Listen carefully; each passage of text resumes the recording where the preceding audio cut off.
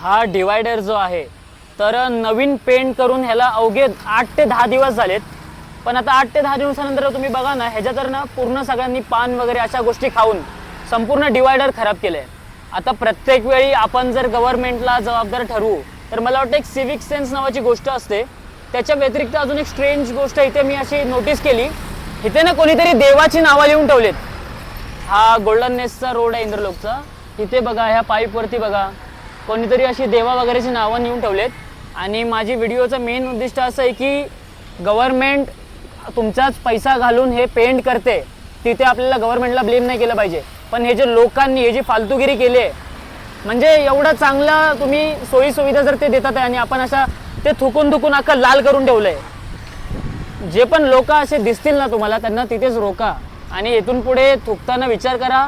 तुम्ही जसं घरी सांभाळता ना, तसं आपलं शहर आपली जबाबदारीने आपलं समजा स्वच्छ ठेवा. फक्त गव्हर्नमेंटची नाही, आपली पण रिस्पॉन्सिबिलिटी आहे. पूर्ण वाट लावून ठेवली आहे डिवायडरची, थुकून अख्खं लाल करून ठेवलंय. ह्या सगळ्या गोष्टींची काळजी घ्या. आणि हे सगळं मला वाटत नाही योग्य आहे इथे देवा वगैरेची नावं लिहिणं.